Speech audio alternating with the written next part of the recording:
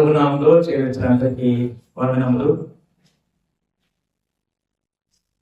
ఈ రోజున ప్రత్యేకించి ప్రపంచవ్యాప్తంగా ప్రభు యేసుక్రీస్తు జన్మదినాన్ని పురస్కరించుకొని ఎంతో సంతోషంతో ఆనందంతో జరుపుకుంటున్నటువంటి రోజుగా మనం చూస్తున్నాం. యేసుక్రీస్తు ప్రభువు సృష్టికర్తైన దేవుడు, ఆయన జీవమైన దేవుడు. ఆకాశము, భూమి, సముద్రము, వాటిలో ఉన్న జీవరాశులు ఇవన్నీ లేనప్పుడే ఆయన ఉన్నటువంటి దేవుడు. మానవులు దేవుని యొక్క మాటని వినకపోవడం ద్వారా పాపంలో పడినటువంటి ఆ స్థితి, అందువలన దేవునికి దూరస్తులైపోయారు. దేవుని ఆరాధించేటువంటి స్థలంలో వారు లేకుండా దూరం అయిపోయారు. అందువలన దేవుడు తిరిగి వారిని తన సమీపానికి తెచ్చుకోవడానికి ఆయనే ఈ లోకానికి మనుష్య కుమారుడుగా మన వంటి శరీరము అమర్చుకొని వచ్చాడు. ఆయన అందరికీ దేవుడు, అందరికీ రక్షకుడుగా వచ్చాడు. అందరికీ వినిపించేటట్లుగా మానవ లోకంలో ఎవరు ప్రకటించలేదు, కానీ పరలోకం నుంచి దేవదూతలే ప్రకటించారు. అందరినీ రక్షించేటువంటి వాడు కనుక అందరికీ రక్షకుడు వచ్చాడనేటువంటి సత్యాన్ని మనుషులెవరికి అర్థం కానటువంటి రీతిలో మానవాతీతమైనటువంటి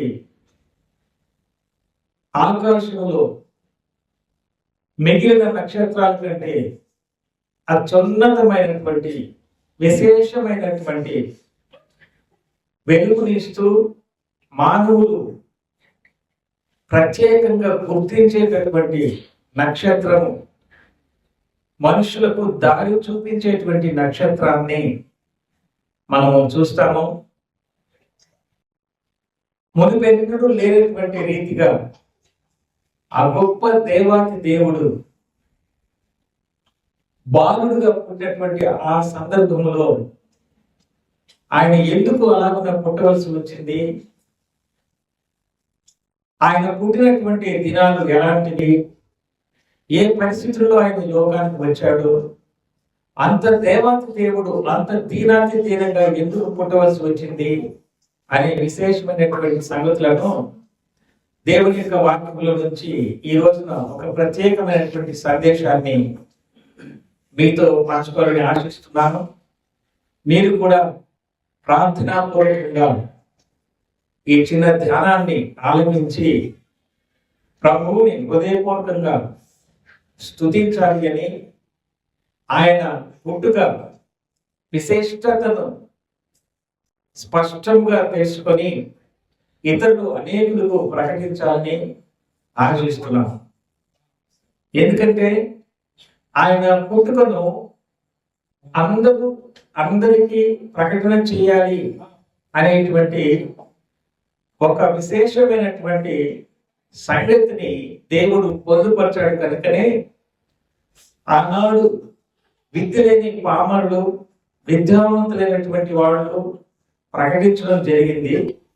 ఈ నేటికి కూడా ఎందుకు ప్రపంచవ్యాప్తంగా దాదాపుగా 99% దేశాలు, 100% దేశాలు 2-3 మాసముల నుంచే ఆయన పుట్టుక విశిష్టతని ప్రపంచానికి ప్రకటన చేస్తూ ఉన్నారు. మునుపెన్నడూ లేనట్లుగా కులము, మతము, జాతి, అంతస్తు భేదము లేకుండా అందరూ ఎందుకు ఒకరికి ఒకరు శుభాకాంక్షలు తెలియజేసుకుంటున్నారు. నూతన సంవత్సరానికంటే ఎక్కువగా క్రిస్మస్ శుభాకాంక్షలు ఎందుకు తెలియజేసుకుంటున్నారు అనేక విషయాలు మనం చూస్తే ఆయన పుట్టుక అందరికీ తెలియచేయబడాలి. ఆయన జీవితం అందరికీ తెలియచేయబడాలి.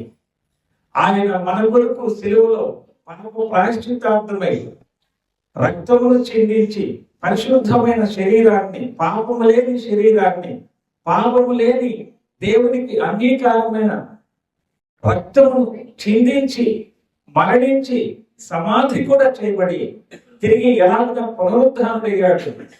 ఒక పాపి హృదయంలో పశ్చాత్తాపంతో పాపము ఒప్పుకుంటే ఎలాగ క్షమించాను, సంతోషంతో సమాధానంతో ఉండము అని మనస్సాక్షిలో స్థిరమైన నిశ్చయత కలిగి ఎలాగున ప్రజలు ఈ లోకంలో, ఈ శరీరంలో సంతోషంగా జీవించగలుగుతున్నారు, పరిస్థితులు ఎన్నైనా కూడా తట్టుకోగలుగుతున్నారు, నెమ్మదిని అనుభవిస్తూ ఉన్నారు, వాస్తవికమైనటువంటి హృదయపూర్వకమైన సంతోషాన్ని ఈ లోకంలో మరి ఏది కూడా తీసివేయడానికి లేనట్టుగా వాళ్ళు ఎంత సంతృప్తిగా, ఎంత ఫలవంతమైన జీవితాన్ని జీవిస్తున్నారు అనేటువంటి విషయాలు మనం ఆలోచన చేస్తే ఆ యొక్క పుట్టుక అందరికీ ప్రకటన చేయబడాలి. అందుకనే ఈ రోజున ఈ వచనములు మనం లూకా సువార్త 2వ అధ్యాయంలో మొదటి 14 వచనములు మనం ధ్యానం చేస్తాం. మనకున్నటువంటి సమయంలో మొదటి వచనం, ఒక వచనం తర్వాత ఒక వచనం చదువుకుంటూ ధ్యానం చేస్తూ ప్రభుని ఘనపరచాలని కోరుకుంటున్నాం. లూకా సువార్త 2వ అధ్యాయము మొదటి వచనం. ఆ దినములలో సర్వలోకమునకు ప్రజా సంఖ్య వ్రాయవలనని కైసరు ఔగుస్తు వలన ఆజ్ఞ ఆయన.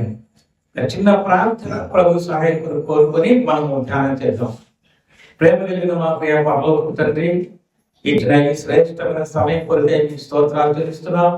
ప్రపంచవ్యాప్తంగా మీ జన్మదినాన్ని పురస్కరించుకొని ప్రతి స్థలంలో మిమ్మల్ని స్తుతిస్తూ ఉంటున్నాం ఆయన. మేము కూడా మిమ్మల్ని స్తుతించడానికి ఇచ్చిన ఈ శ్రేష్టమైనటువంటి సమయానికి మీ స్తోత్రాలు చెల్లిస్తూ, ఈ లేఖన భాగములలో మీరు ఎలా ఏ పరిస్థితులలో మా మధ్యకు వచ్చారో, మాకు రక్షకుడుగా మీరు జన్మించారు, మా హృదయాలలో ఎలా మీరు ఉంటున్నారు, ఈ విశేషమైన సంగతులు ధ్యానం చేయడానికి మానవ మాత్రుడు ఆయన నేను దేనికి పనికిరాలని మీ సన్నిధిలో ఒప్పుకుంటుండగా దయతో నన్ను కనికరించి మన్నించి మరుగుపరిచి శ్రేష్టమైన మీ నామమునకు తగినట్లు మీ బిడ్డలమైన మేము సమృద్ధిగా మీ యొక్క ఆ పుట్టుక విశిష్టతను ధ్యానం చేసుకుని మిమ్మల్ని కొనియాడుటకు సహాయపడమని ప్రతి దేవుని ఆటంకాలను దూరపరుస్తూ మా యొక్క ఉదయములను మీ వైపు మరణించుకొని మీరే మాతో మాట్లాడమని యేసుక్రీస్తు ప్రభు పేరట స్తోత్రములు చెల్లించుకుంటూ ప్రార్థిస్తున్నాం తండ్రి. ఆమేన్.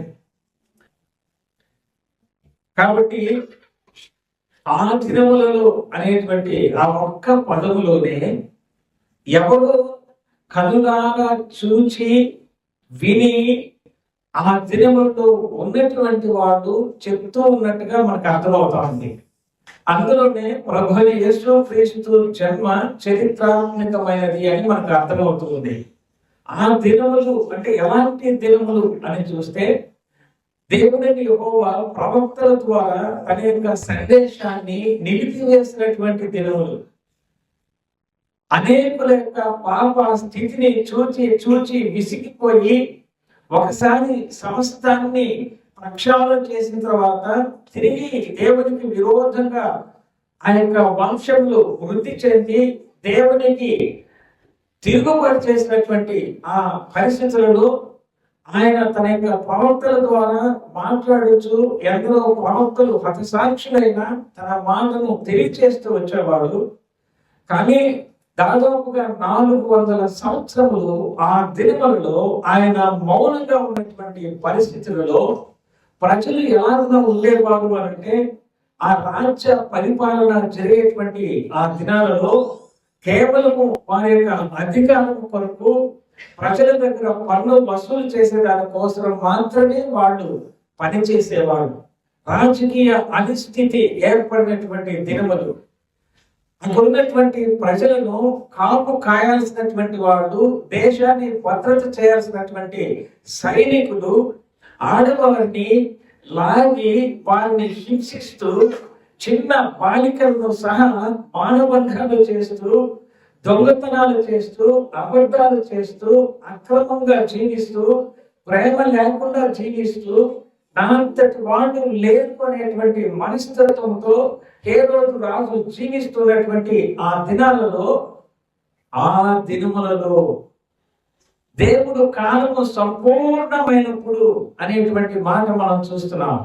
మానవుల యొక్క పాపము మితిమీరి భూమి మీద ఉన్నటువంటి ఆ దినములలో జరిగినటువంటి సంభవము, సర్వలోకములకు ప్రజా సంఖ్య వ్రాయవలనని కైసరు ఔగుస్తు వలన ఆజ్ఞ ఆయను అనే మాట మనం చూస్తున్నాం. ప్రజా సంఖ్య ఎందుకు వ్రాయాలి అని అంటే, ఎవరు తప్పించుకోవడానికి వీలు లేకుండా ప్రతి ఒక్కరూ గవర్నమెంట్ కి పన్ను కట్టాల్సిందే అనే నినాదంతో మొట్టమొదట పన్ను ప్రపంచంలో అమలు చేసినటువంటి ఆ దినములు. ఎందుకు పన్ను కట్టాలి అని అంటే, ఆ పన్ను కట్టేటువంటి భాగము మనం చూస్తే నిందను భరించేటువంటి విషయము. ఎవరి యొక్క నిందను వాళ్ళే భరించాలి. పేరు ఎందుకు నమోదు చేసుకోవాలి అంటే, తప్పించుకోవడానికి వీలు లేనట్లుగా ఈ నేటి దినాలలో ఉన్నటువంటి వ్యవస్థ ఒక్క నెంబర్ కనుక కొడితే మన యొక్క బ్యాంకు అకౌంట్లు ఎన్ని ఉన్నాయో, ఎక్కడెక్కడ మన యొక్క లావాదేవీలు ఉన్నాయో, మనం ఎక్కడెక్కడ తిరుగుతూ ఎక్కడెక్కడ నివాసం ఉంటున్నామో, మన యొక్క సమస్తమైనటువంటి విధానము గవర్నమెంట్ కి తెలిసిపోతుంది. దానిని ఈ నేటి దినాలలో ప్రపంచంలో ఉన్నటువంటి వాహనాలన్నీ ఎలాగా నడుస్తున్నాయి, ఎక్కడెక్కడ తిరుగుతున్నాయి, ఎక్కడెక్కడ నిలిచిపోయాయి, ఎంత స్పీడ్ లో వెళుతున్నాయి అని తెలుసుకునేటువంటి జ్ఞానం విస్తరించినటువంటి దినాలకు ప్రారంభం ఆ దినములలోనే ప్రారంభమైంది.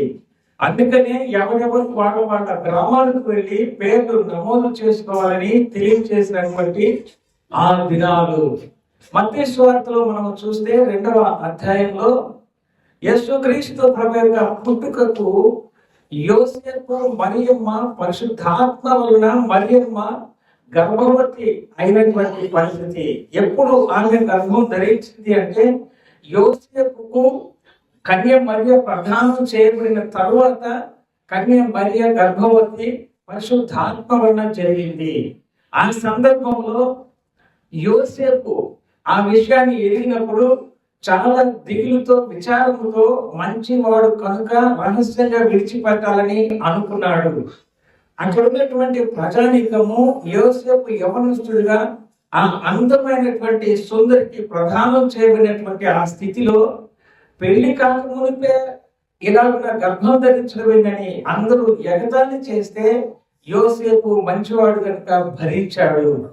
కన్య మరియ ఏ పాపము ఎదిగినటువంటి దావీదు వంశంలో చివరి వంశానికి చెంది కడు బీదరాలుగా ఉంటూ నజరేతులో జీవిస్తూ చెడిపోయినటువంటి ఊరనే పేరు కలిగినటువంటి ఆ ఊరు నివాసిగా ఉంటూ ఎన్నికలైనటువంటి ఒక పవిత్రమైనటువంటి కన్యకగా ఉన్నందువలన దేవుడు ఆమెను ఎన్నిక చేసుకున్నట్టుగా మనం చూస్తున్నాము.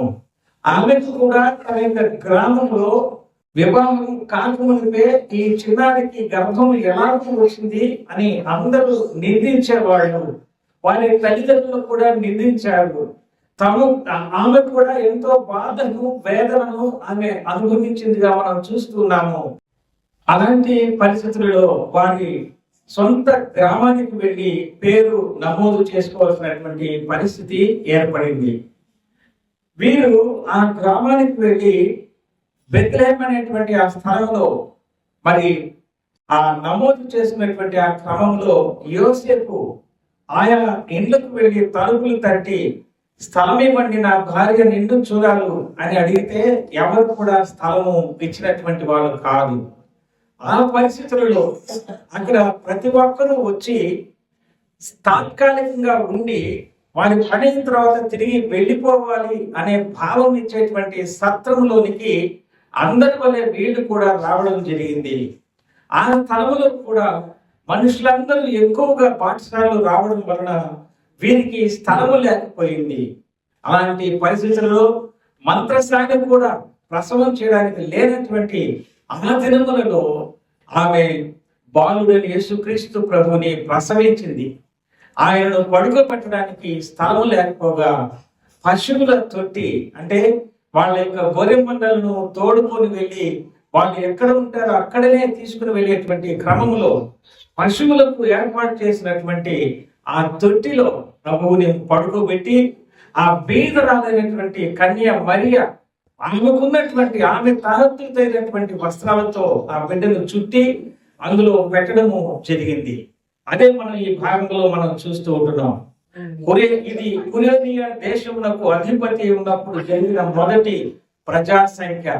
The first census started from with Jesus Christ. యేసుక్రీస్తు ప్రభుతోనే ఆ యొక్క మొట్టమొదటి సెన్సస్ అనేది ప్రపంచంలో ప్రారంభించబడినట్టుగా మనం చూస్తున్నాం. 100 సంవత్సరాల తర్వాత క్రీస్తు శకము యేసుక్రీస్తు ప్రభు యొక్క పేరు ఆ రికార్డుల్లో ఉండింది అని ఆనాటి కాలమందు పరిపాలన చేసినటువంటి రాజులు గ్రంథములలో చూచినటువంటి వాళ్ళు లిఖించినట్టుగా మనం చూస్తూ ఉంటున్నాము. ఆయన పేరు ఎందుకు రాసుకోవాల్సి వచ్చింది అంటే మన యొక్క నిందను బాపడానికి యేసుక్రీస్తు ప్రభు యొక్క పేరు లిఖించబడింది. ఆయనకు పెట్టినటువంటి పేరు మనుషుల ద్వారా పెట్టబడింది కాదు. తల్లి గర్భంలో ఉన్నప్పుడే ఆయనకు తన ప్రజలను వారి పాపముల నుంచి రక్షించడు గనుక ఆయనకు యేసు అని పేరు పెట్టుదు అని దేవుని దూత ద్వారా పుట్టడానికి మునుపే పెట్టబడినటువంటి పేరు. ఎవరు కూడా పుట్టడానికి మునుపు ఎవరు పేర్లు పెట్టుకోరు.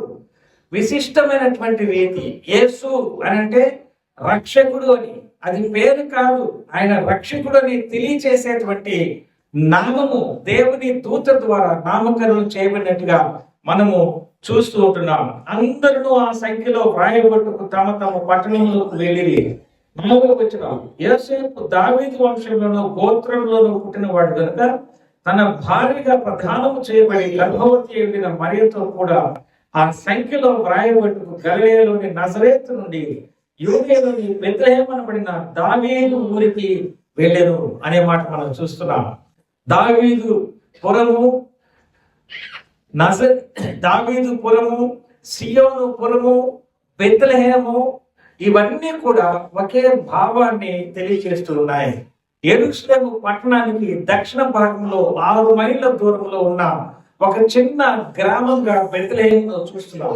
ఈ నేటి దినాల్లో కూడా అదే బెత్లెహేము అదే స్థలంలో ఒక విశిష్టమైనటువంటి పట్టణముగా అది రూపుదిద్దుకున్నటువంటి పరిస్థితి మనం చూస్తున్నాం.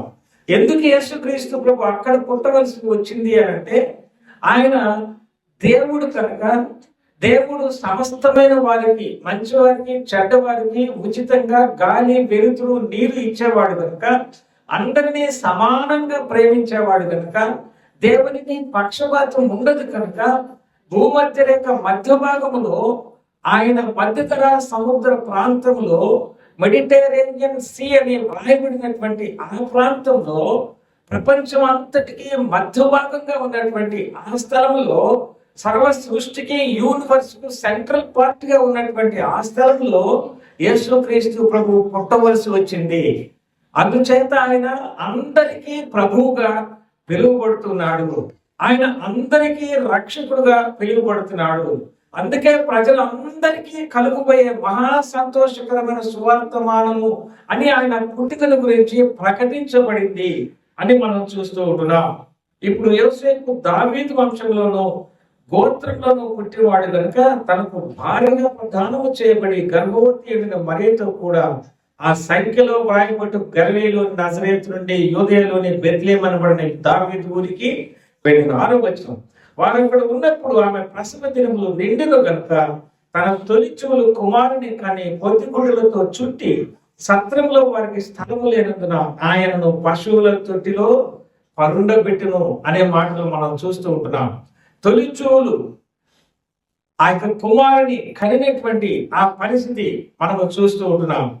ఇలాంటి పరిస్థితుల్లో ఆ దేశంలో కొందరు కాపరులు పొలంలో ఉండి రాత్రి వేళ తమ మందను కాచుకుంటుండగా అని చూసిన 8వ వచనంలో ఆ యెరూషలేము దేవాలయంలో సంవత్సరం బలులకు ఉపయోగించేటువంటి గొర్రెల మందను కాచుతున్నటువంటి గొర్రెల కాపరులకు లోక పాపమును మోసుకొని పోతున్న దేవుని గొర్రె పిల్ల వచ్చేసాడు, ఇక మీరు కాపలా కాయాల్సినటువంటి పని లేదు అని చెప్పి వారికి ప్రత్యేకంగా మొట్టమొదట ప్రపంచంలో ఎంతో మంది విద్యావంతులు, జ్ఞానవంతులు, సైంటిస్టులు ఉన్నా కానీ గొర్రెల కాపర్లకి ఎందుకు దేవదూతలు దిగి వచ్చి చెప్పాల్సి వచ్చిందంటే అది కారణం. గొర్రెల కాపర్లు మందను కాచుకుంటున్నారు రాత్రి వేళ అంటే ఆయన ప్రకాశించాడు అనే భావం కలిగిన లూకా గారు ప్రకాశిస్తూ ఉన్నటువంటి దేవుడు పాప అంధకారంలో ఉన్న మానవులకు ఆయన ప్రకటించబడ్డనే సాదృశ్యంగా మనం చూస్తున్నాం. మందను కాచుకోవడం అంటే ఒక ఇండస్ట్రీలో పనివారు ఎలాగైనా పని చేస్తూ ఉంటారో, సోమరులు కాకుండా ఉంటారో దానికి సూచనగా మనం చూస్తున్నాం.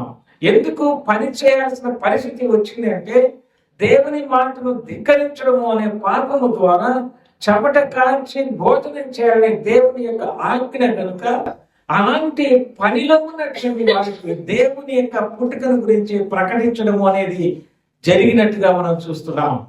తండ్రి అయినటువంటి దేవునికి ఆ విద్యలేని పామరులు, బీదలు, యూదులు, ఆ ఎన్నికలైనటువంటి వారు ఆయన పుట్టుకను గురించి ప్రకటిస్తారనేటువంటి నమ్మకం ఉంది కనుక మొట్టమొదట వారికి దేవదూతల ద్వారా ప్రభు అయిన యేసుక్రీస్తు యొక్క పుట్టుకను గురించి ప్రకటించడం అనేటువంటిది మనం చూస్తాం. 9వ వచనం, ప్రభువు దూత వారి యొద్దకు వచ్చి నిలిచెను, ప్రభు మహిమ వారి చుట్టూ ప్రకాశించినందున వారు మిక్కిలి భయపడి అని మనం చూస్తున్నాం. ప్రభు యొక్క దూత వాళ్ళ దగ్గరకు వచ్చి నిలిచినప్పుడు జరిగిన సందర్భం ఏమిటంటే ప్రభు యొక్క మహిమ వారి చుట్టూ ప్రకాశించింది. ఇక్కడ ఒక ప్రత్యేకత ఉంది. ప్రభు దూత నిలిచాడు, కానీ దూత మహిమ అనేది ఇక్కడ మనం చూడటం లేదు. ప్రభు మహిమ వారి చుట్టూ ప్రకాశించింది అని చూస్తున్నాం. యేసుక్రీస్తు ప్రభు యొక్క మహిమ వారి చుట్టూ ప్రకాశించినటువంటి విధానాన్ని చూచి వారు భయపడినటువంటి పరిస్థితిని మనం చూస్తే వెంటనే దేవుని దూత 10వ వచనంలో, అయితే ఆ దూత భయపడకుడి, ఇదిగో ప్రజలందరికీ కలుగుబోవు మహా సంతోషకరమైన సువర్తమానము నేను మీకు తెలియజేస్తున్నాను అని తెలియజేశాడు. మొట్టమొదట భయపడకుడి అని చెప్పినటువంటి దూతని ఇక్కడ మనం చూస్తూ ఉంటున్నాం. భయపడవద్దు అని చెప్తే ఈ లోకంలో భయపడుతూ ఉన్నటువంటి విధానము సరైనటువంటిది కాదు. అది ఎటువంటిదైనా సరే యేసుక్రీస్తు ప్రభుని నమ్మినటువంటి మనము ఈ లోకంలో ఎవరికీ కూడా భయపడాల్సినటువంటి అక్కర లేదు. సర్వాధికారి అయినటువంటి దేవుని మాటకు విలువనిస్తూ మనము దేవునికి భయపడాల్సినటువంటి వారమే, కానీ లోకంలో ఏ మనుషులకు కూడా భయపడాల్సిన అక్కర లేదు. మనుషులకు విధేయతగా అధికారులకు ఉండాల్సిందే, కానీ మనుషులకు భయపడకూడదు. ఊపిరి పోయి నిర్జీవమైనటువంటి శరీరంలో ఉన్నటువంటి మనుషులకు మీరెందుకు భయపడతారు అని దేవుని వాక్యము సెలవిస్తుంది. నేను సంక్లిష్టంగా మీకు దేవుని యొక్క ఈ వర్తమానాన్ని తెలియజేసే క్రమంలో రెఫరెన్స్ నేను తీసుకుని మీ దగ్గర టైం తీసుకోవటం లేదు, అది గమనించండి. తర్వాత నేను చెప్పే ప్రతి మాట మీకు కావాలంటే రికార్డ్ అయి ఉంటుంది, మీరు చూసుకోవచ్చు. కాబట్టి భయపడవద్దు అని వాడు చెప్తే ఇక వాళ్ళు ఎవరికి కూడా భయపడకుండా వాళ్ళు ఏం చేశారు, ప్రభు దగ్గరికి వెళ్ళి చూసినట్టుగా చూస్తున్నాం. అంతేకాకుండా దేవదూత వాళ్ళకి చెప్తూ ప్రజలందరికీ కలుగుబో మహా సంతోషకరమైన సువర్తమానము నేను మీకు తెలియజేస్తున్నాను అని తెలియజేశాడు. ఎవరికి సంతోషకరమైన సువర్తమానం ఇది? క్రైస్తవులకు మాత్రమే కాదు, లోకంలో ఉన్న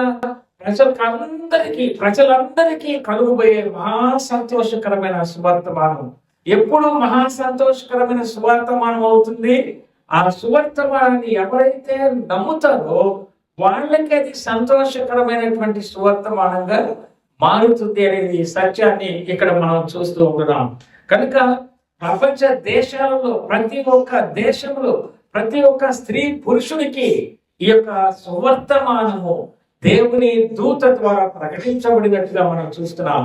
ఈనాటి లోకంలో ఆనాటి నుంచి ఈ నేటి వరకు మొట్టమొదట యేసు ప్రభు యొక్క సువార్తను ప్రకటించినటువంటి వారు దేవుని దూతలు పరలోకం నుంచి దిగి వచ్చారు.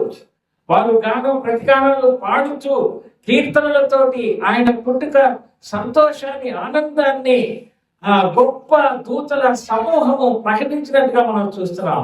రెండవసారి యేసు ప్రభు యొక్క సువార్తను, ఆయన పుట్టుక ఆ సందర్భాన్ని ప్రకటించినటువంటి వాళ్ళు, సమస్త జనులకు ప్రకటించిన వాళ్ళు ఎవరు అనంటే ఈ బీదలైనటువంటి గొర్రెలు కాచుకుంటున్నటువంటి వారు. యూదులకు గొర్రెలు కాపర్లు అనంటే వాళ్ళు లెక్క చేయరు, వారిని తీసివేసినట్టుగా వారిని చూస్తారు.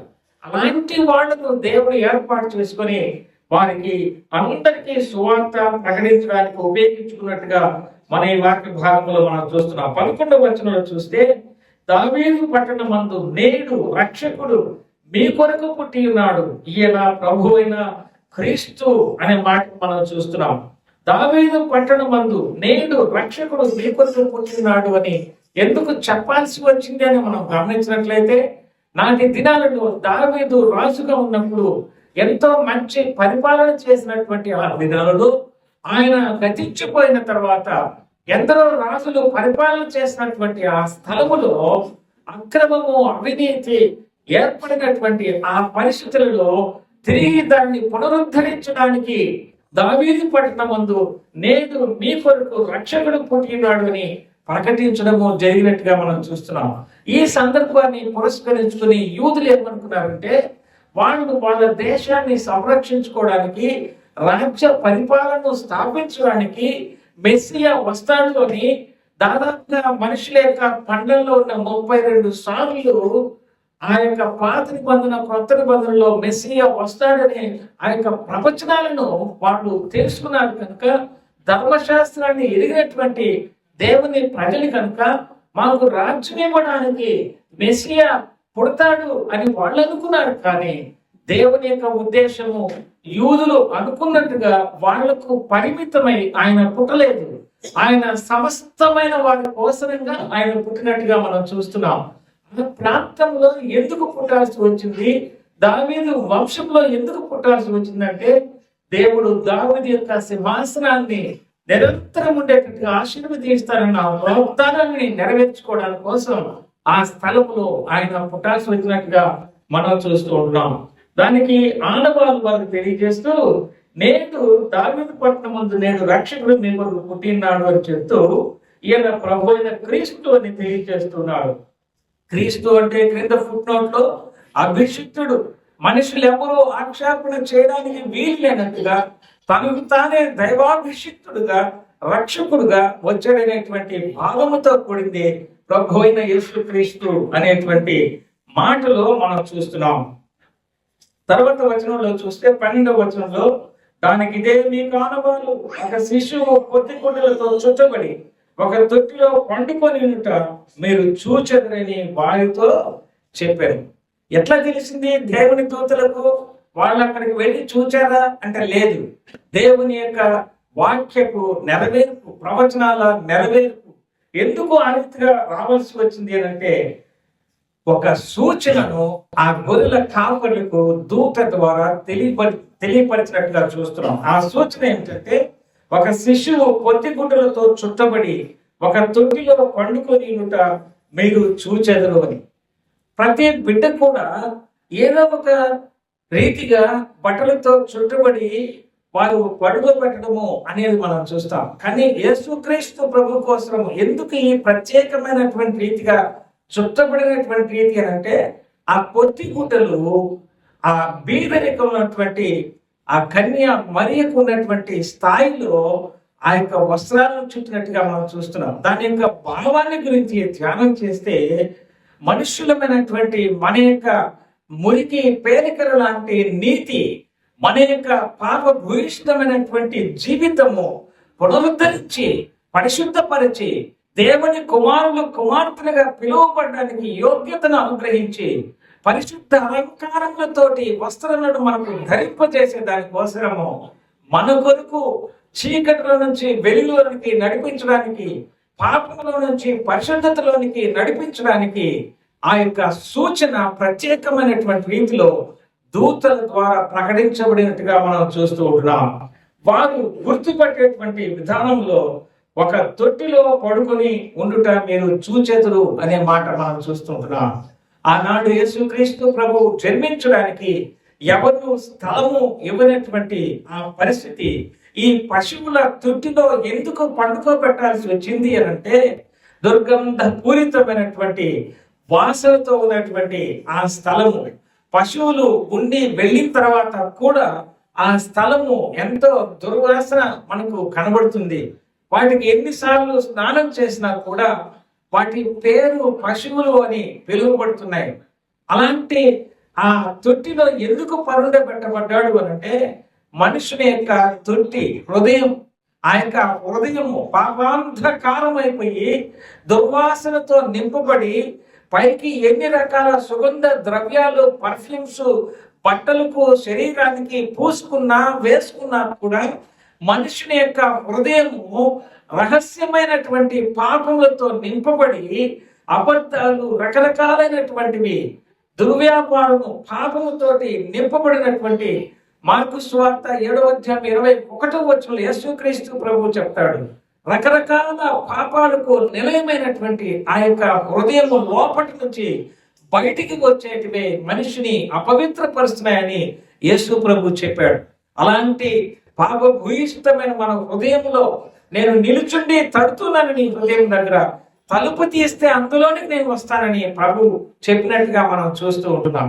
అలాంటి పశువుల తొట్టి కంటే ఇంకా దిగజారినటువంటి దుర్గంధ పూరితమైనటువంటి మన హృదయాలను క్రీస్తు పరిమళ సువాసనతో మనల్ని నింపడానికి ఎక్కడికి వెళ్ళినా కొందరికి మరణపు వాసనగా, మరికొందరికి జీవపు వాసనగా మేము సువార్త ప్రకటిస్తున్నామని పౌలు గారు చెప్పినట్టుగా మన హృదయాంతరింద్రియాలలో ఆ క్రీస్తు పరిమళ సువాసన సర్వ ప్రపంచానికి వెదజల్లబడాలి అంటే, ఆ చెడిపోయిన యొక్క అరణ్యము లాంటి, క్రూర మృగాలు లాంటి, సర్ప విషము లాంటి మన యొక్క హృదయములో నుంచి మన పెదవులు, నాలుక ద్వారా వచ్చేటువంటి మానవ లోకానికి కీడు కలిగించేటువంటి ఇవన్నిటిని ఆయన ప్రక్షాళన చేసి తన రక్తంలో ప్రోక్షించి సొసైటీకి, కుటుంబానికి, దేశానికి, దేహానికి ప్రయోజనవంతమైనటువంటి పవిత్రతను ఆయన అనుగ్రహించడానికే ఆ పశువుల తొట్టిలో పట్టినట్టుగా మనము గమనించవచ్చు.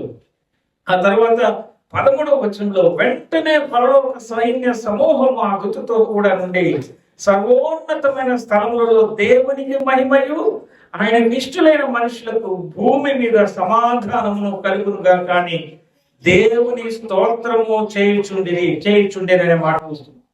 వెంటనే వీరు అలాగున వెళ్ళి మీరు చూస్తారని చెప్పిన తర్వాత వాళ్ళ పనిని ముగించుకొని వెంటనే పరలోక సైన్య సమూహము ఆ దూతతో కూడా నుండి అనే మాట మనం చూస్తూ ఉంటున్నాం.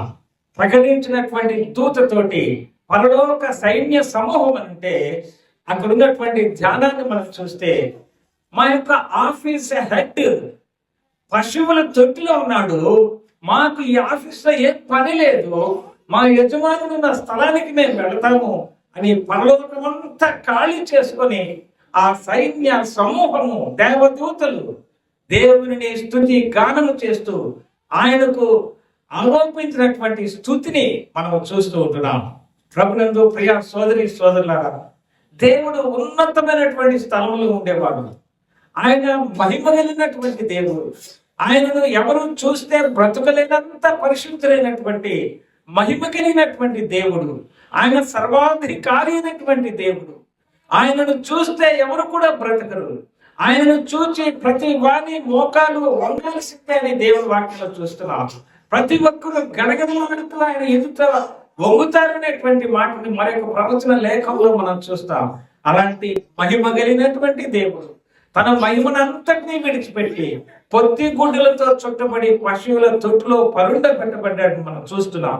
తన ఆఫీస్ లో ఉన్నటువంటి పరలోకంలో ఉన్నటువంటి తన యొక్క దేవదూత సైన్య సమూహం అంతా కూడా దిగి వచ్చినటువంటి పరిస్థితిని మనం చూస్తున్నాం. కానీ విచిత్రం ఏమిటంటే, ఆ రాజు గారికి ఈ విషయాలు ఏం పట్టలేదు. ఆనాటి కాలం నుంచి కూడా ప్రధాన యాజకులు ఉన్నారు. ధర్మశాస్త్రాన్ని క్షుణ్ణంగా చెప్పగలిగినటువంటి ప్రవీణత పొందినటువంటి ప్రధాన యాజకులు ఉన్నారు. శాస్త్రాలు తెలిసినటువంటి వాళ్ళు ఉన్నారు. ప్రవచనాలు తెలిసినటువంటి వాళ్ళు ఉన్నారు. ఏంటి నక్షత్రము, ఏంటి యొక్క పరిస్థితి అని వాళ్ళు చూస్తున్నారు. కానీ వాళ్ళ మత ప్రాబల్యము తగ్గిపోతుందేమో అని ఇతరులకు, అమాయకులకు ఆ విషయాలను చెప్పకుండా ఎవరికి వారి ఇళ్లలో మౌనంగా ఉండిపోయారు. రాజుగారు తన యొక్క అధికారము పోతుందేమని భయపడుచు, నేను రాజుగా ఉంటే ఇంకొకళ్ళు యూదుల రాజుగా వస్తున్నారా అని తను కూడా ఈ విషయాలు జ్ఞానం ద్వారా తెలుసుకున్నాడు, చెప్పకుండా మౌనం అయిపోయాడు. కానీ యేసు క్రీస్తు ప్రభు రానే వచ్చాడు అనే విషయాలు చూస్తున్నాం. 14వ వచనంలో మనం ఏం చూస్తున్నామంటే, సర్వోన్నతమైన స్థలములలో దేవునికి మహిమయు, ఆయనకు ఇష్టలైనటువంటి మనుషులకు భూమి మీద సమాధానము కలుగులుగా. కానీ దేవుని స్తోత్రము చేయించుండెను అంటే, ఏది సర్వోన్నతమైనటువంటి స్థలము అని అంటే, పరలోకములో సర్వోన్నతమైనటువంటి స్థలము. దేవుడు ఉన్నటువంటి ప్రతి స్థలము సర్వోన్నతమైనటువంటిది. ఆ స్థలాలలో దేవునికి మహిమను ఆరోపిస్తూ దేవదూతలు కీర్తిస్తూ ఉంటే, భూమి మీద ఆయనకు ఇష్టలైనటువంటి వారికి సమాధానం అంటే అక్కడనే నాకు భయము, వణుకు కలుగుతూ ఉంటుంది. It is very dangerous who are not accepted Jesus as their personal savior. They will not have peace. అదే భయము, వణుకును పుట్టిస్తుంది. భూమి మీద ఆయనకి ఇష్టంగా ఉన్నటువంటి వాళ్ళకి సమాధానం.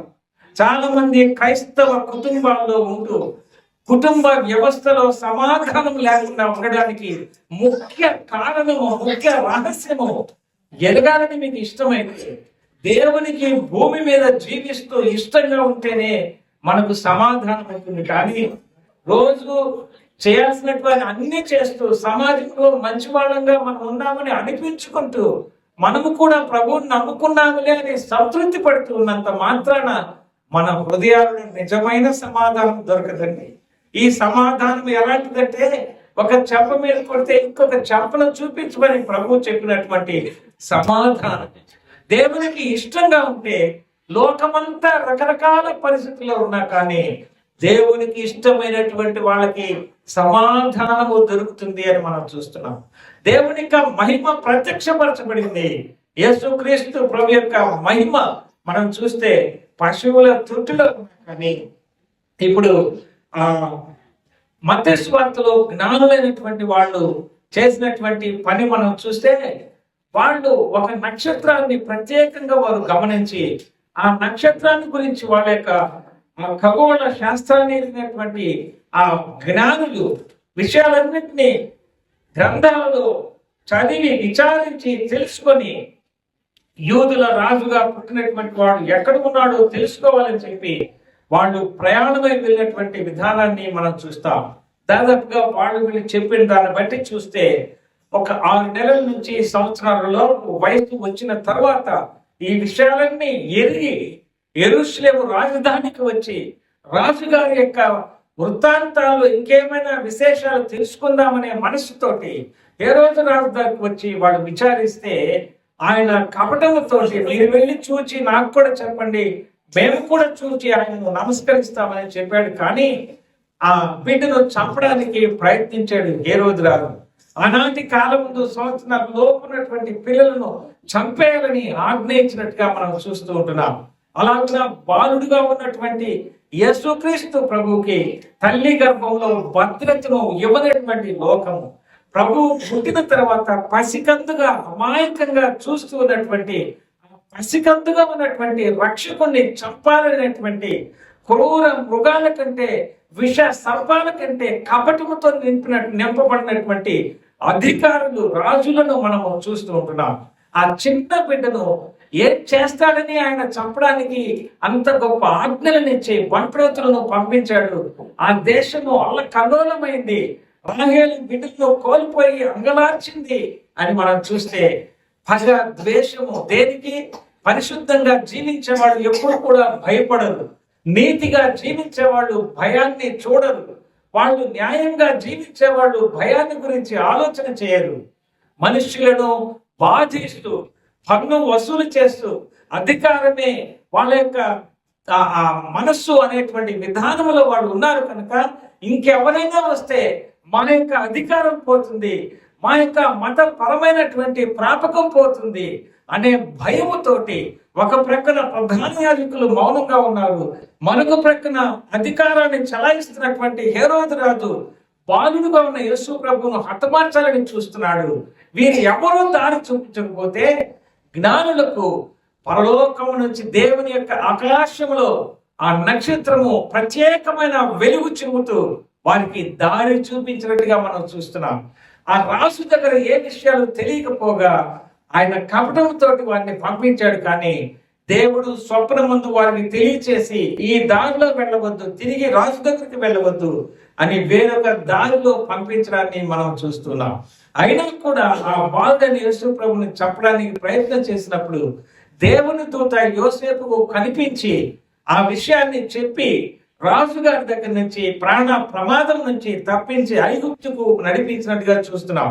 ఐగుప్తు నుంచి నా కుమారుని పిలుచుకున్నాను అనే లేఖన నెరవేర్పు కొరకు బాలుడు ఉన్న యేసు ప్రభుని కన్య మరియ యోసేపులు ఐగుప్తుకు తీసుకుని వెళ్ళి ఆ రాజుగారు చనిపోయిన తర్వాత తిరిగి తీసుకుని రావడం మనం చూస్తూ ఉంటున్నాం. యేసుక్రీస్తు ప్రభుని చూడడానికి దారి చూపించిన నక్షత్రాన్ని అనుసరించి బెత్లెహేమునకు వెళ్ళి ఆ పశువుల పాకలో, ఆ యొక్క సత్రంలో, పశువుల తొట్టులో పడుకున్నటువంటి ఆ బిడ్డను చూచేటువంటి విధానము, లేక ఆ సమయంలో వారు ఆ బిడ్డను చూచేటువంటి ఆ సందర్భంలో ఆ బిడ్డ చుట్టూరా కూడా నక్షత్రపు వెలుగు ఆశ్చర్యకరమైనటువంటి రీతిలో వారు చూచినప్పుడు ఇంత చిన్న బాలునికి ఇంత ప్రభావము, ఒక మానవాతీతమైనటువంటి వెలుగు ఎలాగో వచ్చింది అని ఆ యొక్క డిగ్నిటీస్ అన్నిటిని వాళ్ళు విడిచిపెట్టి వాళ్ళ యొక్క జ్ఞానాన్ని, వాళ్ళ యొక్క నైపుణ్యాన్ని, వాళ్ళ యొక్క వయస్సును, పెద్దరికాన్ని అన్ని విడిచిపెట్టి బాలుడని యేసుకు సాష్టాంగపడి నమస్కరించి ఆయనను పూజించి ఆయనను ఆరాధించి బంగారము, సామ్రాణి, పోళము సమర్పించినట్టుగా చూస్తున్నాం. బంగారము ఈయన రాజు అని తెలియజేస్తుంది, సామ్రాణి ఈయన దేవుడు అని తెలియజేస్తుంది, బోళము ఈయన మరణిస్తాడు ప్రధాన యాజకుడుగా, మానవులందరి పాప ప్రాయశ్చిత్తార్థమై తన నిష్కళంకమైన రక్తమును సిలువలో కారుస్తాడు. ఆయన మరణిస్తాడు, భూస్థాపితానికి ఉపయోగించేటువంటి ఆ యొక్క బోళాన్ని వారు ఆయనకు సమర్పించారు. ఆయన తిరిగి పునరుద్ధానుడవుతాడు, ఆయన సర్వలోకానికి రక్షకుడుగా వస్తాడు అనే భావముతోటి ఆ మూడింటిని వారు సమర్పించారు. అది కూడా మనం ధ్యానం చేస్తే పేదరికంలో ఉన్న కన్య మరియ, యోసేపులు ఆ చిన్న బాలుడి ఉన్న యేసు ప్రభువుని దాదాపు 80 మైళ్ళ దూరంలో ఉన్నటువంటి బెత్లెహేము నుంచి ఐగుప్తుకి వాళ్ళు ప్రయాణం చేయాలంటే రవాణా ఖర్చులు, అక్కడ ఉండాల్సినటువంటి ఖర్చులు, వీటన్నిటినికి ఉపయోగించుకోవడానికి అవసరాలు తీర్చినటువంటి పరిశుద్ధాత్మ తండ్రి అయినటువంటి దేవుడు ఎక్కడి నుంచో తూర్పు దేశం నుంచి జ్ఞానులను పంపించి విలువైనటువంటి సమృద్ధి అయినటువంటి బంగారాన్ని, సామ్రాణిని, బోళాన్ని వారికి సమర్పించినప్పుడు ఆ కన్య మరియ, యోసేపులు పేదరికంలో వాళ్ళు ఇచ్చిన కానుకలను ఖర్చు పెట్టుకొని ఆ బాలుడు ప్రభుని సంరక్షించుకోవడానికి వాళ్ళు ప్రయాణ ఖర్చులు, వాళ్ళు నివాసం ఉండడానికి ఉపయోగించుకున్నట్టుగా చూస్తూ ఉంటున్నాం. ఎన్నిక లేనటువంటి వారమే కావచ్చు కానీ, పేదలమే కావచ్చు కానీ, ఆనాటికి ఆనాడు మనం సంపాదించుకున్నటువంటి స్థితిలో ఉండే వాళ్ళమే కావచ్చు కానీ, ప్రభు అయిన యేసు క్రీస్తు ప్రభువుకి హృదయంలో స్థానం ఇస్తే ఆయన మనకు పోషకుడిగా ఉంటాడు, ఆయన మనకు కాపరిగా ఉంటాడు, ఆయన మన యొక్క సంరక్షకుడిగా ఉంటాడు, మన ప్రక్కనే ఉండేటువంటి దేవుడిగా ఉంటాడు, మనకంటే ఎక్కువగా మన అవసరాన్ని ఎరిగినటువంటి దేవుడిగా ఉంటాడు, మన హృదయం లోపల ఉన్న వేదనను తీసివేసే దేవుడిగా ఉంటాడు, మన హృదయంలో నెమ్మదిని కలుగు చేసే దేవుడిగా ఉంటాడు. ప్రపంచము, లోకము, మనుషులు, చుట్టుపక్కల పరిస్థితులు, మన దేహము మనల్ని ఎంత బాధిస్తూ ఉన్నా కూడా భూమి మీద ఆయనకి ఇష్టంగా ఉండగలిగితే, పాపము చేయకుండా పవిత్రంగా జీవించగలిగితే, యేసు ప్రభు వచ్చిన దానికి ఆ అర్థానికి తగినటువంటి జీవితాన్ని మనం జీవించగలిగినట్లయితే ప్రభువు మనను అన్ని విధాల ఆయన అవసరాలు తీర్చేవాడు, మన భవిష్యత్తును కాపాడేవాడు, మనకు ఫలించ చేసేటువంటి వాడు అనేటువంటి సంగతులను ఇందులో మనం ఆ జ్ఞానుల యొక్క సందర్భంలో మనం చూస్తున్నాం. ఈ గొల్లలు 15వ వచనంలో చూస్తే ఆ దూతలు తమ యొద్ద నుండి పరలోకమునకు వెళ్ళిన తర్వాత ఆ గొర్రెల కాపరులు జరిగిన ఈ కార్యము ప్రభువు మనకు తెలియజేయించి ఉన్నాడు, మనము బెత్లెహేము వరకు వెళ్ళి చూతము రండి ఒకరితో ఒకరు చెప్పుకొని త్వరగా వెళ్ళి మరియ, యోసేపును తొట్టిలో పండుకొని ఉన్న శిశువును చూచారు, వారు చూచి ఈ శిశువును గురించి తమతో చెప్పబడిన మాటలు ఏం చేశారండి? ప్రచురము చేశారు అని మాట మనం చూస్తున్నాం. గొర్రెల కాపరులు తమతో చెప్పిన సంగతులను గురించి విన్నవారందరూ మిక్కిలి ఆశ్చర్యపడ్డారు అనే మాటల్ని మనం చూస్తున్నాం. మరి ఆ మాటలన్నీ తన యొక్క హృదయంలో తలపోసుకొనొచ్చు భద్రం చేసుకునింది. అంతటి గొర్రెల కాపరులు తమతో చెప్పబడినట్టుగా తాము విన్న వాటిని కన్న వాటిని అన్నిటిని కూర్చి దేవుని మహిమపరచుచు స్తోత్రము చేయుచు తిరిగి వెళ్ళింది అనే మాట మనం చూస్తున్నాం. ఫలాని తేదీని యేసు ప్రభు పుట్టాడని బైబిల్ గ్రంథం మనం చూడలేం, కానీ వాస్తవికానికి దాని గురించి నేను చదివి ధ్యానం చేస్తే ఎంతో కాలంగా నేను అర్థం చేసుకున్న సంగతులు ఏమిటంటే, సొలొమోను రాజు యెరూషలేము దేవాలయాన్ని కట్టించినప్పుడు ఆలయ ప్రతిష్ఠ కొరకు ఉపయోగించుకున్నటువంటి 25వ తారీఖు డిసెంబర్ నెల అని నేను అర్థం చేసుకున్నాను. దానిని క్రిస్మస్ పండుగగా ఆ తర్వాత వచ్చినటువంటి రాజులు ప్రకటించి ఈ నేటి ప్రపంచంలో అది వచ్చినట్టుగా మనం చూస్తున్నాం. పుట్టుక ఫలాని రోజు పుట్టాడనే సంగతి లేకపోయినా కూడా యేసుక్రీస్తు ప్రభు పుట్టాడు అనే దానికి నిదర్శనంగా క్రీస్తు శకము క్రీస్తు పూర్వము అనేటువంటివి ఉన్నాయి. ఇంతవరకు ధ్యానం చేసినట్లుగా ఆ దినములలో అంటే ఆ దినములు ఎలాంటివిగా ఉన్నాయి, మనుషుల పాప ప్రాయశ్చిత్తార్థమై ఎలాంటి రక్షణ మనుషులకు కావాలి అని ప్రభు రూపంలో ఈ లోకానికి యేసు ప్రభు వచ్చాడు.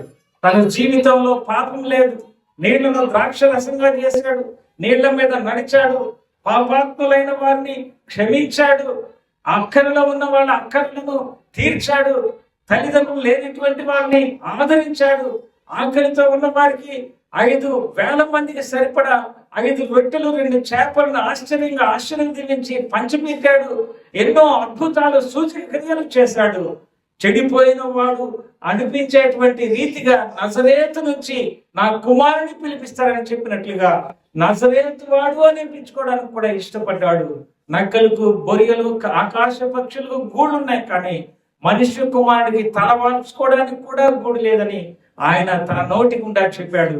యేసుక్రీస్తు ప్రభు ఒకే అంగీని ధరించి లోకంలో ధనవంతుడై నుండి దరిద్రులమైన మనను ధనవంతులుగా చేయడానికి లోకానికి వచ్చాడు.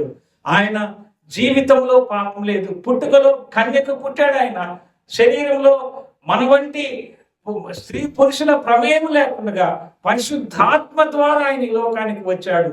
ఆయన దేవుడు, పుట్టుక మరణములు నిమిత్తం లేనటువంటి వాడు. ఆ ప్రభు కేవలము పాపాత్ములమైనటువంటి మనకు పరిశుద్ధత ఇవ్వడానికి లోకానికి వచ్చాడు. పాపముల వల్ల వచ్చే జీతము మరణం అని చూస్తున్నాం. ఈ యొక్క నిత్య నాశనానికి వెళ్ళేటువంటి స్థితి నుంచి మనల్ని తప్పించడానికి, రక్షించడానికి ఆయన వచ్చాడు. దేవుడు పుట్టాడని ఆయన గురించి చెప్పలేదు, కానీ రక్షకుడు మీ కొరకు పుట్టినాడని చెప్పాడు. మన కొరకు పుట్టినటువంటి రక్షకుణ్ణి మనము గొర్రెలు ప్రచురం చేశారు, అందరికీ తెలియచేశారు. వారి ద్వారా తెలుసుకున్న వాళ్ళు హృదయాల్లో భద్రం చేసుకున్నారు. అందరూ ఆశ్చర్యపడ్డారు. వాళ్ళు ప్రచురం చేసుకుంటూనే వెళుతూ ఉన్నారు, దేవుని స్తోత్రం చెప్తూనే వెళుతూ ఉన్నారు. ఇప్పుడు చెప్పండి, యేసుక్రీస్తు ప్రభు పుట్టిన తేదీ లేకపోయినా ఆయన పుట్టుకను గురించి మనం ఎందుకు ప్రకటన చేయకూడదు? మనం ఎందుకు చెప్పకూడదు? దేవుని యొక్క సువర్తమానాన్ని దూతలు ప్రకటించారు మొదట. రెండవది ఎన్నికలేని గొర్రెల కాపరులు ప్రకటించారు. ఈనాడు ఆయన పుట్టుక తేదీ లేదని చెప్పుకుంటూ అన్ని జరిగించుకుంటూ ఆయన గురించి ప్రకటన చేయనటువంటి వారు కొందరైతే, మరికొందరు ఆచార రీతిగా క్రిస్మస్ పండుగను జరుపుకుంటున్నారు. కానీ హృదయాలలో ఆనాడు పశువుల తొట్టిలో పండుకున్నటువంటి ప్రభుకి స్థలం లేదు. ఈ నేటికి ఎన్ని క్రిస్మస్ వర్తమానాలు వింటున్నా కూడా హృదయంలో స్థలం ఇవ్వకపోతే ఇంతకంటే దారుణమైనటువంటి పరిస్థితి ఇంకొకటి ఉండదని నేను మనవి చేస్తున్నాను. ప్రభు దగ్గర తలలు వంచండి. ఆ గొప్ప జ్ఞానులు సాగిలపడి చిన్న బాలుని చూచి ఆరాధన చేశారు. మనకు దేవుని యొక్క స్వర్తమానం వినపడుతుంటుండగా యేసుక్రీస్తు ప్రభు యొక్క పుట్టుక, మరణం, జీవితం, మరణము చరిత్రాత్మకమైనటువంటిదిగా మనం చూస్తున్నాం. మనకి ఇష్టం ఉన్నా లేకపోయినా క్యాలెండర్ కూడా పుట్టింది ప్రభుతోనే. ఈ నేటికి ప్రపంచ దేశాల్లో అనుసరిస్తున్నటువంటిది కూడా అదే అని మనం చూస్తున్నాం. కొంతమంది వాళ్ళ దేశాలను బట్టి స్వార్థంతో వాళ్ళు ఏర్పాటు చేసుకున్నా కూడా ప్రపంచ దేశాలందరూ కూడా ఆమోదించినటువంటిది ప్రభు యేసుక్రీస్తు ప్రభు యొక్క చరిత్రను బట్టి, ఆయన పుట్టుకను బట్టి అనేది మనం చూస్తూ ఉంటున్నాం. ఈనాడు మనం వేసుకునేటువంటి వస్త్రాలు, మన యొక్క జోబుల్లో ఉన్నటువంటి కరెన్సీ, ఇవన్నీ కూడా ప్రభు యొక్క పుట్టుకను ఆధారం చేసుకుని వచ్చాయి. ఈ నేటి ప్రపంచంలో ప్రతి ఒక్క సెన్సెస్, ప్రతి ఒక్క దేశము ఆయనను అనుసరించి విధానమును జరిగిస్తూ ఉన్నటువంటి విధానాన్ని మనం చూస్తూ ఉంటున్నాం. ప్రభు దగ్గర మనం తలలు ఉంచుకొని, మన హృదయాలను జోడించుకొని, ప్రభువా నిజమేనైనా పాపాత్ముడనైనా కనికరించండి, నా హృదయంలోనికి రండి, నేను ఇస్తాను మీకు స్థలం అని చెప్తే ఆయన సంతోషించేవాడుగా ఉంటాడు. ఒక పాపి లోకంలో రక్షించబడితే పరలోకంలో ఆయన తన దూతలతో కూడా సంతోషించేవాడుగా ఉన్నాడని మనం చూస్తున్నాం. ఇంకా ఈ నేటి వరకు ప్రభువుని అంగీకరించకుండా ఉంటే యేసు ప్రభువుని నమ్ముకుని రక్షణ పొందండి. ఆయన రక్తం ప్రతి పాపం నుంచి మనం కడిగి పవిత్రపరుస్తుంది. దేవునికి యోగ్యమైనటువంటి జీవితాన్ని జీవించేటువంటి భాగ్యాన్ని మనకి ఇస్తుంది. మనల్ని చూచి, మన మాటలు విని, మన యొక్క స్థితిని చూచి మనకు సహాయం చేయగలిగిన సామర్థ్యం కలిగి, చేసే మనసు కలిగి, మన కొరకు రిస్క్ తీసుకునే హృదయం కలిగి ఆయన ఈ లోకానికి దిగి వచ్చాడు. ఆయనకు మనల్ని మనం అప్పగించుకుంటే నిశ్చింతగా భూమి మీద ఆయన సమాధానాన్ని కలిగి మనం జీవించడానికి అవకాశం ఉందని ఈ క్రిస్మస్ వర్తమానం మనం చూస్తున్నాం. అలాగున ప్రభుని నమ్ముకొని ఆయన కొరకు ముందుకు సాగడానికి ఈ చిన్న సందేశము మనకు సహాయం చేయగా. అందరికీ వందనాలు. Joy to the world, the Lord is come. Let earth